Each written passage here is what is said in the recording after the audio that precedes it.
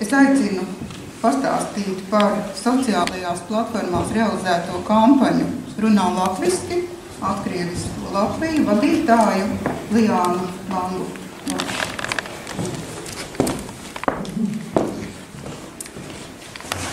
Labdien, cienījamās dāmas, godātie kungi! Rudīta Kalpiņa jau piešķīra tādu nozīmīgu rāmējumu mūsu šodienas pasākumam, proti Gunāra Apstipras vēsturiskās runas 40 gadi. Es vēlos pievienot tādu mazliet aktuālāku rāmējumu un tādu, kurš arī dod pozitīvu cerību mums visiem, proti vakardienas konceptuālo Saeimas apņemšanos spērt pirmo soli Latvijas darba tirgus telpas derusifikācijā. Otrais lasījums ir paredzēts pavasarī. Šim likuma projektam, kurš mums latviešiem ir tik ļoti aktuāls, ir īpaši latviešu jauniešiem, kuri katru dienu tiek diskriminēti.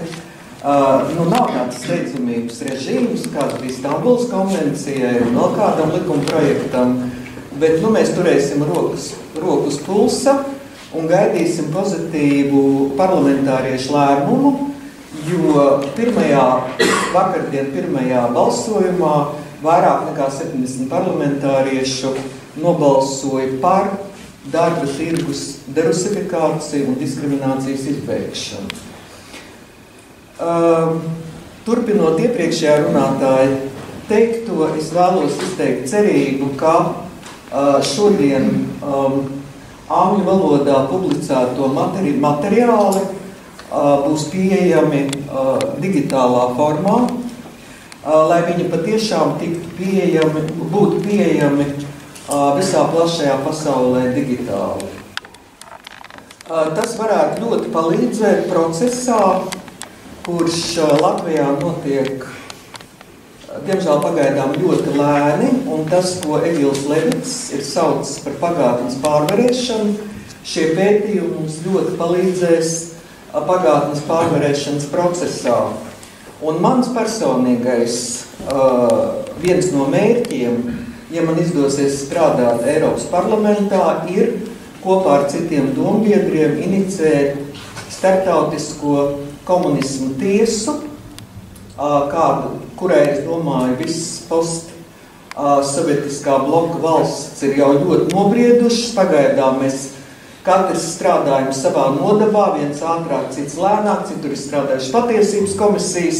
Procesi ir ļoti dažādi, bet ir vajadzīgs tāds pats novērtējums starptautisks, kāds ir bijis savulaik nacisma režīmā. Ja, tas mums palīdzēs daudz ko izmainīt Latvijā. Attiecībā uz latviešu valodas stāvokli Latvijā. Mēs kampaņā esam iedziļinājušies problemātikā, nonākuši pie secinājuma, ka kaut kādā mērā mēs tiekam joprojām āzēti, jo Latvijas valsts valoda, kā vienīgā valoda, ir nostiprināta Satversmē.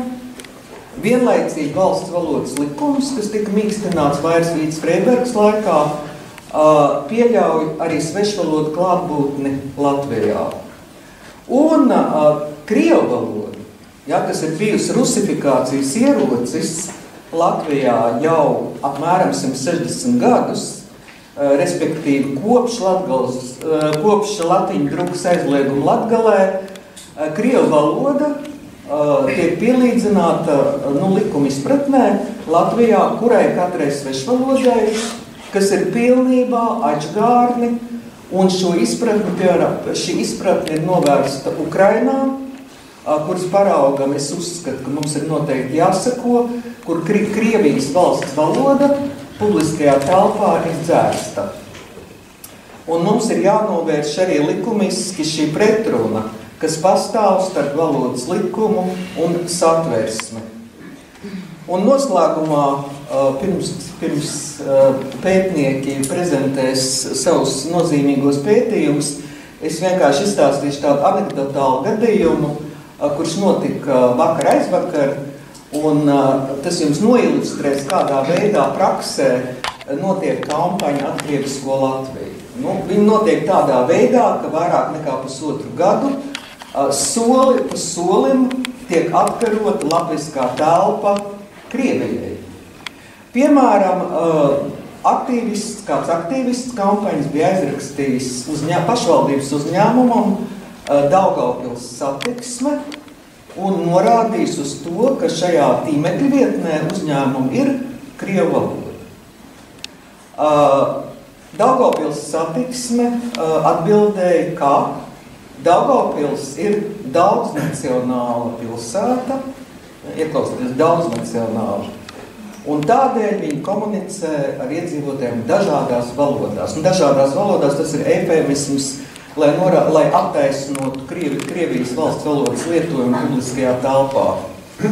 Tad man nācās aizrakstīt Daugavpils Satiksmē, skaidrot vārdu daudznacionāls, norādīt, ka konstitucionāli mēs esam mononacionāla valsts ar mazākumtautībām, nevis daudznacionāli.